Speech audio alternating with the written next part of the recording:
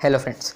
आजकल आप अपने किसी भी फ्रेंड को कॉल करो या नॉर्मल बात करो तो एक चीज़ की बात ज़रूर होती है कि यार मेरे पास में तो टाइम ही नहीं है, यार काम से फुर्सत ही नहीं मिलती, शेड्यूल इतना बिजी है कि क्या ही बताऊँ। ये आजकल के टाइम की बहुत बड़ी प्रॉब्लम है कि लोगों के पास में काम से टाइम ही नहीं है, हर कोई बिजी है। प्रॉब्लम ये नहीं है कि वो ज़्यादा काम कर रहे हैं, प्रॉब्लम ये है कि उनके पास में जो बाकी ज़रूरी चीज़ें हैं जैसे उनकी हेल्थ, उनके रिलेशनशिप्स, उनके लिए उसके पास टाइम नहीं है। इसका रूट कॉज क्या है? ये नहीं कि हमारे पास में टाइम कम है, टाइम तो सबके पास में 24 घंटे ही है। रूट कॉज ये है कि हमें उन 24 घंटों का अच्छे से यूज़ करना नहीं आता, या अगर सिंपल वर्ड्स में बोलूँ तो अपना टाइम मैनेज करना नहीं आता। तो इस वीडियो में मैं आपके साथ में ब्रायन ट्रेसी की बुक ईट दैट फ्रॉग से कुछ ऐसी बातें शेयर करूँगा जो आपको इस प्रॉब्लम से लड़ने में हेल्प करेगी। मैं प्रॉमिस करता हूँ कि इन चीज़ों को अपनी लाइफ में अप्लाई करने के बाद आपकी लाइफ पहले से काफ़ी बेटर हो ही जाएगी, और साथ ही साथ आप इस बात की कंप्लेंट कभी भी नहीं करेंगे कि टाइम नहीं है। आपको बस इतना सा करना है कि इस वीडियो में जो भी बातें कही गई हैं उनको 21 दिन तक स्ट्रेटली फॉलो करना है। सो लेट्स गेट शुरू। Addiction to work. अगर मैं आपको दो चीज़ें दूं करने को, फॉर एग्जांपल या तो 1 घंटे के लिए टीवी देख लो जिसका आपके गोल से दूर दूर तक कोई कनेक्शन नहीं है, या तो 1 घंटा एक्सरसाइज कर लो जो आपकी हेल्थ को इम्प्रूव करने में मदद करेगा, तो आप क्या चूज़ करोगे?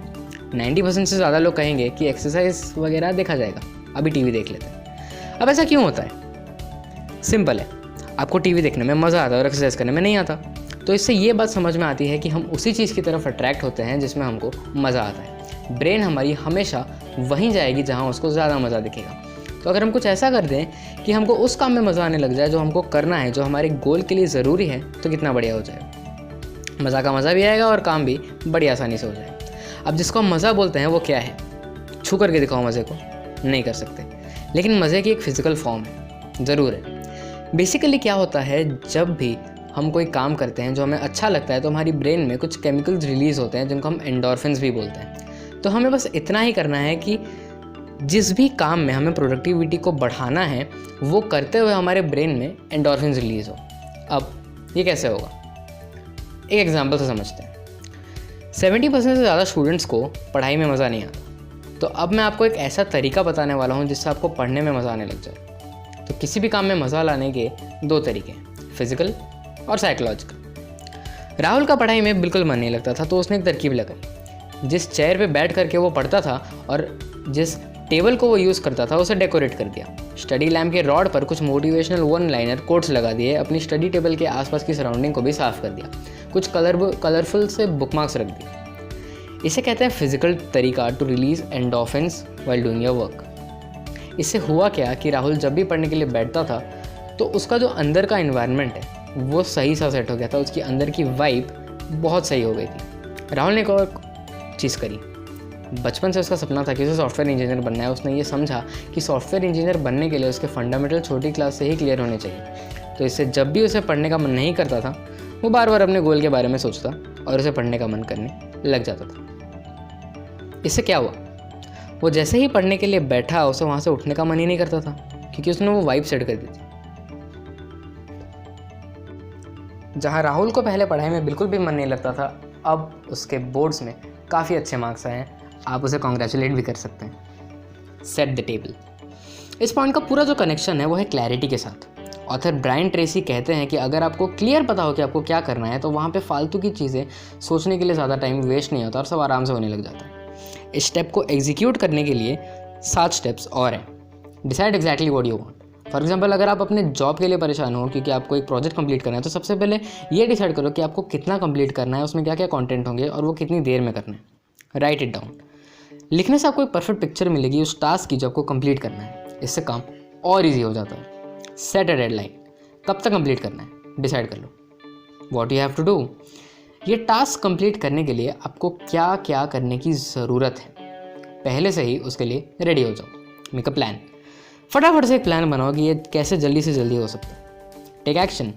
जल्दी से without wasting even a single second काम पर लग जाओ। चाहे छोटी से छोटी चीज़ से स्टार्ट करो। फॉर एग्जांपल, अपना लैपटॉप ही ओपन करो, क्योंकि एक बार जो माइंड हल्का सा डिस्ट्रैक्ट हुआ तो फिर वो होता ही रहता है। Step gradually. धीरे धीरे अपने गोल को कंप्लीट कर लो according to the action plan you have made. Plan every day in advance. जितना ज़्यादा अच्छा आपका प्लान होगा उतना ही कम चांस है कि आप प्रोक्रेस्टिनेट करोगे। The 6P formula is proper prior planning prevents poor performance.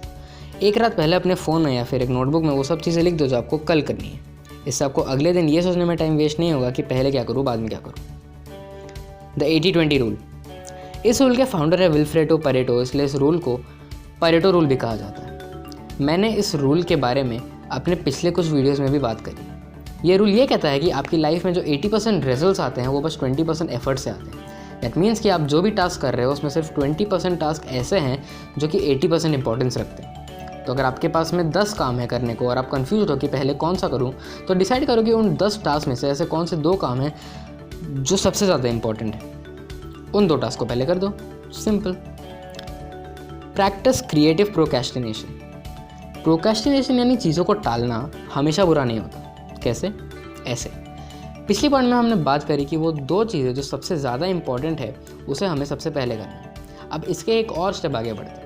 जितने भी टास्क हैं सबको उनकी इंपॉर्टेंस के अकॉर्डिंग प्रायोरिटाइज कर दो। इससे होगा ये कि अगर आपका मैक्सिमम टाइम इस चीज़ में जा रहा है कि आपके इंपॉर्टेंट काम सबसे पहले हो रहे हैं, तो अगर सबसे लेस प्रायोरिटी वाले कुछ 1-2 टास्क हैं तो आप उनको बाद के लिए भी रख सकते हो। यानी कि आप उन कामों को प्रोक्रेस्टिनेट कर सकते हो जो कि थोड़ी सी लेस वैल्यू रखते हैं। अगर इस तरीके से आप प्रोक्रेस्टिनेट करते हो तो ये प्रोक्रेस्टिनेशन अच्छा है, क्योंकि आपको मैक्सिमम टाइम और एफर्ट उन्हीं कामों में लगाना पड़ रहा है जिससे ज़्यादा से ज़्यादा रिटर्न आने वाला है।